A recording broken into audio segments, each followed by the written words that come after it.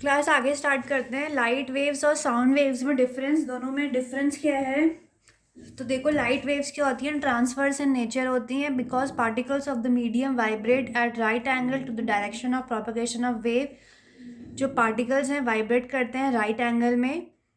किसके right angle? उस direction में जहाँ वेव प्रोपगेट कर रहा है। They are longitudinal in nature because particles of medium vibrate along the propagation of sound wave. ये लॉन्गिट्यूडनल इन नेचर होते हैं बिकॉज क्योंकि पार्टिकल जो है वाइब्रेट करता है along the propagation of sound wave, उसी डायरेक्शन में मूव करता है। ये इलेक्ट्रोमैग्नेटिक वेव्स होती हैं, ये मैकेनिकल वेव्स होती हैं। Do not require material medium for propagation, इनको किसी भी मटीरियल मीडियम की ज़रूरत नहीं होती है। इट रिक्वायर्स, इनको ज़रूरत होती है।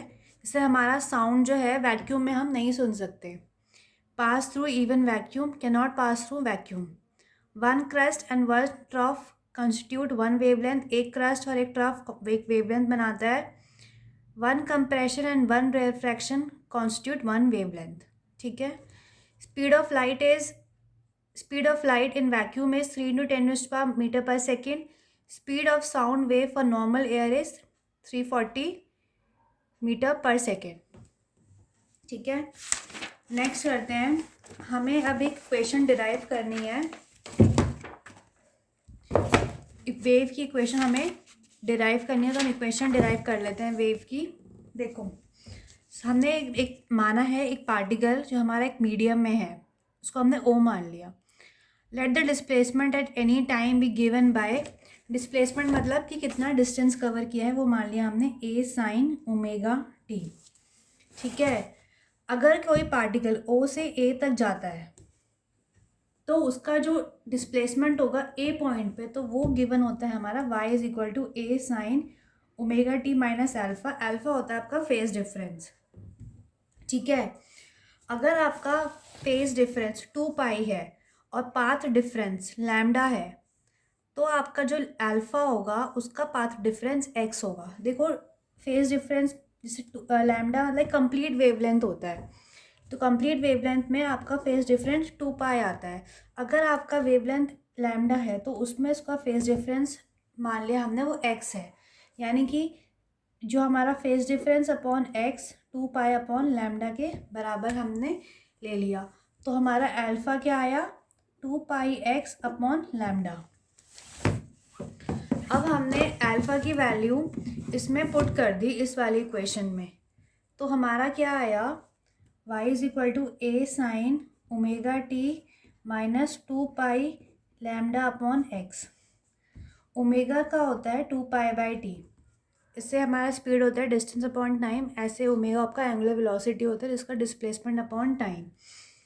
ठीक है। तो हमने यहाँ पे फिर ये हो गया 2 पाई टी वी। अब हमने पुट कर दी ओमेगा की वैल्यू। ओमेगा की वैल्यू हमने इस इक्वेशन में पुट करी है, तो ये हो गया Y A sine 2 pi by lambda V T minus 2 pi by lambda X. ठीक है। तो y क्या हो गया? हमने a sine 2 pi by lambda common ले लिया, ये हो गया वी टी माइनस एक्स। ठीक है।